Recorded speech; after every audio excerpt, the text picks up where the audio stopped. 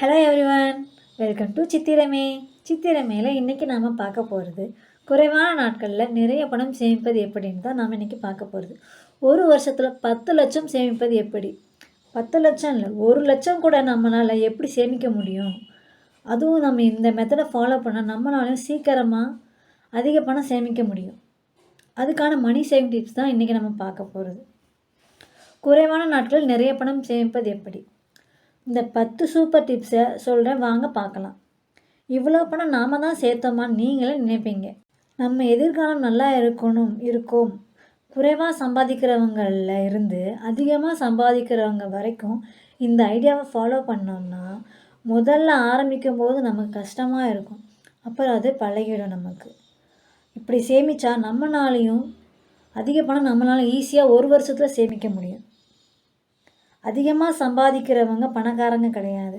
அதிகமாக சம்பாதிச்சுட்டு அதிகமாக செலவு பண்ணுறவங்க பணக்காரங்களும் கிடையாது. குறைவான சம்பாதியத்தில் வருமானத்தில் கூட சேமிக்கிறவங்க தான் பணக்காரங்க. ஹவு டு சேவ் மணி, அந்த 10 டிப்ஸ் தான் இன்றைக்கி நம்ம பார்க்க போகிறது. சேவ் 25 to 30% அப்படின்னா உங்களுடைய வருமானத்திலிருந்து 25% வரைக்கும் தனியாக எடுத்து வச்சுடுங்க. இதுதான் உங்களுடைய சேவிங்ஸ். உதாரணத்துக்கு மாதம் 10,000 சம்பளம் வாங்குறவங்களாக இருந்தால் கூட 25%, அதாவது 2,500 எடுத்து வச்சுடுங்க. சேமிப்புக்கு போகத்தான் நாம் செலவு செய்யணும். இந்த 2,500 ரூபாவை தனியாக நீங்கள் வேறு பேங்க்கில் போட்டு வச்சுட்டு வாங்க. அப்படி இல்லைன்னா ஆர்டியாக கூட போட்டுட்டு வாங்க. அப்படி இல்லை சிஸ்டர், நகைச்சீட்டு கட்டிட்டு வாங்க. அப்படி இல்லைங்கன்னா சீட்டு கட்டுங்க. உங்கள் ஏரியாவில் பக்கத்தில் யாராவது கட்டுறாங்கன்னா அவங்க அந்த குழுவில் நீங்கள் சேர்ந்துக்கோங்க. இதில் நீங்கள் கை வைக்கவே கூடாது. இந்த சேவிங்ஸை நீங்கள் 25% to 30% நீங்கள் எடுத்து வைக்கிறீங்கன்னா இதை நீங்கள் கோலுக்காக நீங்கள் சேர்த்து வைக்கிறீங்க. ஒரு வருஷத்தில் இந்த அமௌண்ட்டை நான் சேர்க்கணும்னு நினைக்கிறீங்கன்னா இந்த அமௌண்ட்டை நம்ம எடுக்கவே கூடாது. அது எடுக்காத மாதிரி நாம் தனியாக எடுத்து ஒதுக்கி வச்சிடணும். அடுத்ததாக மேக் பட்ஜெட். நாம் வீட்டு செலவை நாம் இதில் குறிச்சிக்கணும். பால், மளிகை, காய்கறி, சிலிண்டர், கறி, கரண்ட் பில், தண்ணி, வாடகை, பெட்ரோல், டியூஷன் ஃபீஸ்னு மாதம் தனித்தனியாக பட்ஜெட் போட்டு பணத்தை எடுத்து வச்சிடணும். அதுக்கு மேலே செலவு செய்யக்கூடவே கூடாது. எமர்ஜென்சின்ட்டு ஊருக்கு போகிறது, கல்யாண செலவுக்குன்ட்டு தனியாக ஒதுக்கி வச்சிடணும். அது போக தான் நாம் அதுக்குள்ளேயே நம்ம இந்த மாதம் இவ்வளோ தான் செலவாகும்னு சொல்லி நம்ம முன்கூட்டியே நம்ம குறித்து வச்சிடணும். அதை நம்ம பட்ஜெட் போட்டு நம்ம பண்ணுறது நமக்கு ரொம்ப ஹெல்ப்ஃபுல்லாகவும் இருக்கும் நம்ம லைஃப்பில். அடுத்து 3வது, நோ சூப்பர் மார்க்கெட். ஏன் நோ சூப்பர் மார்க்கெட்னா, சூப்பர் மார்க்கெட்டுக்கு போகிறத நம்ம தவிர்க்கிறது நல்லது. முடிஞ்ச வரைக்கும் அதில் நம்ம போகாமல் இருக்கிறது தான் நமக்கு நல்லது. ஏன்னா மணி டிரான்சாக்ஷன் நம்ம அதில் பண்ணிடுவோம். ஃபோன் மூலயமா நம்ம நிறைய அதில் நம்ம பண்ணிடுவோம். அதை நம்ம எவ்வளோ செலவு பண்ணுறோன்னு கூட நம்மளால் கணக்கு வச்சுருக்க முடியாது. இதை நம்ம கையில் காசு வச்சுருந்தோம்னா அதை நம்ம எப்படி நம்ம செலவு பண்ணுறோம், எவ்வளோ செலவு பண்ணுறோம், எதுக்கு செலவு பண்ணுறோன்ட்டு நமக்கு தெரியும். எது அதிகமாக ஆகுது, நம்ம தேவையில்லாமல் எந்த பொருளை வாங்குகிறோன்னு சொல்லிட்டு அதை நம்ம இதை கணிக்க முடியும். இது டிஸ்கவுண்ட் கம்மியாக இருக்குது, அதனால் நம்ம இதை வாங்கிக்கலான்னு சொல்லிட்டு அப்படியே நம்ம வாரி போட்டு வந்துடுவோம். இதுதான் நம்ம பண்ணுற ஒரே தப்பு, சூப்பர் மார்க்கெட் போகிறது. அதனால தான் நான் முன்னாடியே சொன்னேன், போகிறது தவிர்க்கிறது நல்லது. போகிறோமா வேடிக்கை பார்க்குறோமா வந்துகிட்டே இருக்கணும்.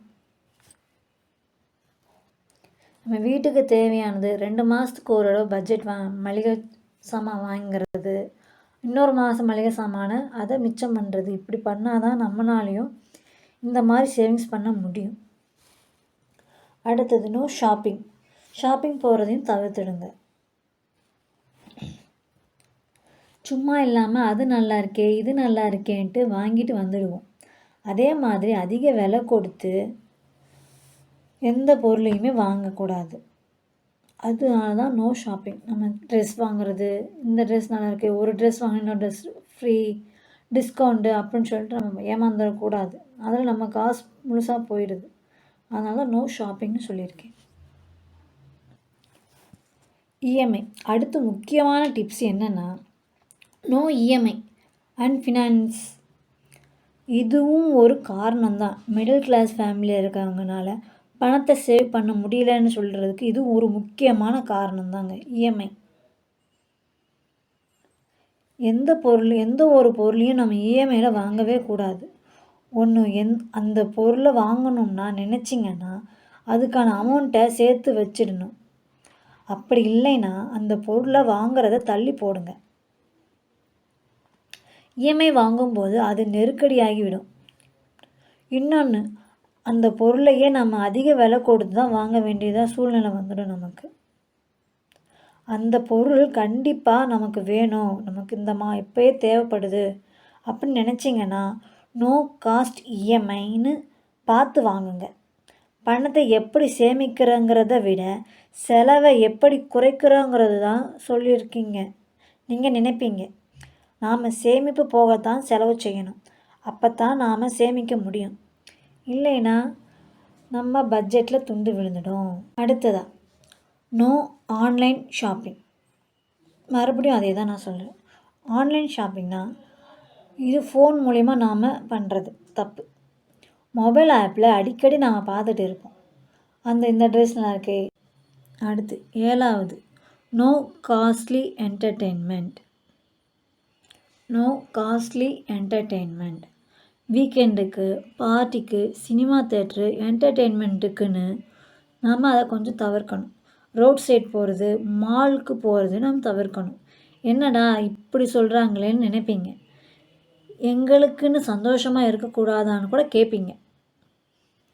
செலவுகளை கம்மியாகவும் சந்தோஷமாகவும் இருக்கிறதுக்கான நிறைய டிப்ஸ் இருக்குது, அதுவும் நான் உங்களுக்கு சொல்கிறேன். ஃபேமிலியோட பார்க் போகலாம். செலவு இல்லாமல் நான் சொல்கிறது இது. ஃபேமிலியோட பார்க்கு போகலாம், பீச்சுக்கு போகலாம், சொந்தக்காரங்க வீட்டுக்கு போகிறது. இந்த மாதிரி கூட நம்ம செலவை குறைச்சி சந்தோஷமாக இருக்கலாம். ஆனால் இதுவும் செலவே இல்லாமல் இல்லை. நம்ம எப்படி இருந்தாலும் பார்க்கு போனால் எதாவது நம்ம ஸ்நாக்ஸ் வாங்குவோம், பீச்சுக்கு போனாலும் ஸ்நாக்ஸ் வாங்குவோம், சொந்தக்காரங்க வீட்டுக்கு போனாலும் ஏதாவது ஸ்வீட்ஸ் எதாவது வாங்கிட்டு தான் போவோம். கொஞ்சம் செலவை நம்ம குறைச்சி நம்ம செலவு பண்ணலாம், அவ்வளோதான். கம்மியாக குறைஞ்ச செலவு பண்ணோம்னா சந்தோஷமாக நிறையவும் இருக்கும். இதே நம்ம ஃபங்க்ஷன் சமயத்தில் பொங்கல், தீபாவளி சமயம், விசேஷ நாள்லாம் வீட்லேயே நமக்கு படம் போடுறோம், டிவிலேயே நமக்கு படம் வருது. அந்த படத்தை நம்ம தேட்டர் எஃபெக்டோடு நம்ம வீட்லேயே நம்ம ஃபேமிலியோட ஒரு பாப்கார்ன் வச்சு நம்ம ஜாலியாக என்ஜாய் பண்ணிக்கலாம். அதுதான் போதும். இப்படியும் பண்ணலாம். நம்ம பட்ஜெட் கம்மியாக நம்ம செலவு பண்ணணும்னு நினச்சோம்னா அது நம்ம என்டர்டெயின்மெண்ட் இல்லாமல் இருக்க முடியாது. என்டர்டெயின்மெண்ட் இருக்கணும், ஆனால் அது எப்படி குறைச்சி செய்யணுன்ட்டு தான் நான் இந்த வீடியோவில் சொல்லியிருக்கேன் உங்களுக்கு. அடுத்தது உண்டியல் சேமிப்பு. இது ரொம்ப ரொம்ப முக்கியமானது. நம்மளால் திறக்கவே முடியாத உண்டியலில் தான் இதை உண்டியலில் போட்டு வைக்கணும். டெய்லி நமக்கு காசு சேர சேர இந்த உண்டியலில் போட்டுகிட்டே வரணும். மாத பட்ஜெட் போக தான் பால், மளிகை இதெல்லாம் மளிகை சாமான் கொஞ்சம் கொஞ்சம் சில்லற காய்கறிலாம் வாங்கணும். டெய்லி 10 ரூபா 20 ரூபா ஏதாவது மிச்சம் இருக்கும். அதை கண்டிப்பாக உண்டியலில் போட்டுடணும். நம்ம கையில் இருந்தால் செலவாகிடும், உண்டியலில் இருந்தால் அது அப்படியே இருக்கும். நமக்கு தேவை இருக்கும்போது 1 வருஷம் 2 வருஷம் கழித்து நமக்கு தேவை ரொம்ப எமர்ஜென்சின்னு அப்போ தான் நம்ம இந்த உண்டியலில் ஃபுல்லாக ஆயிடுச்சுனா தான் அந்த உண்டியலை நம்ம உடச்சி எவ்வளோ நம்ம சேர்த்துருக்கோன்னு நமக்கு அப்போ தான் தெரியும். பரவாயில்ல, நம்ம டெய்லி சின்னதாக சேர்த்தது கூட நமக்கு ரொம்ப ஹெல்ப்ஃபுல்லாக இருக்கேன்னு சொல்லி அப்போ நீங்கள் யோசிப்பீங்க. உண்டியல் சேமிப்பு நமக்கு ரொம்ப ரொம்ப முக்கியமானது. அடுத்து 9வது மந்த்லி எக்ஸ்பென்சஸ் கால்குலேஷன் பண்ணிக்கணும். நம்ம மாதம் அடுத்ததாக இது ரொம்ப முக்கியமானது. மாதம் முழுக்க நாம் செலவு பண்ணுறத ஒரு நோட்டு போட்டு எழுதி வைக்கணும். அடுத்ததாக இது ரொம்ப முக்கியமானது தான், மந்த்லி ஃபுட் பிளான். மாதம் முழுக்க நாம் சாப்பிடக்கூடிய சாப்பாடு சத்தானதாகவும் செலவு குறைவானதாகவும் நமக்கு ஆரோக்கியமான உணவாகவும் தேர்ந்தெடுத்து நம்ம சாப்பிடணும். முடிஞ்ச வரைக்குமே வீட்டிலையே சமைச்சு சாப்பிட்டா செலவு கம்மியாகவும் நமக்கு பிடிச்ச மாதிரி நம்ம சமைச்சு சாப்பிட்லாம். வெளியே போய் சாப்பிட்றத நம்ம தவிர்த்துடணும். வெளியே நமக்கு டேஸ்ட்டுக்காக நிறைய இது சேர்ப்பாங்க, மிக்சிங் பண்ணுவாங்க. அது நம்ம உடம்புக்கு நல்லதில்லை. அதுக்கு சாப்பிட்டுட்டு நாம் ஹாஸ்பிட்டலுக்கு செலவு பண்ணணும். அதை நம்ம வீட்லேயே நாம் நல்லா சமைச்சு நம்ம பிடிச்சத சாப்பிட்டுக்கலாமே. மாதத்துக்கு 4 நாள் அல்லது 3 நாள் கறி சாப்பிடாம மாதத்துக்கு ஒரு தடவைன்னு சாப்பிட்டா நம்ம செலவு குறைக்கலாம். அப்படி இல்லைங்க, நாங்கள் நான்வெஜ் சாப்பிடுவோம் அப்படின்னா மாதத்துக்கு 4 நாள் சாப்பிட்றத 2 தடவை கம்மி பண்ணிக்கிட்டோம்னா நம்மனாலையும் சேமிக்க முடியும்.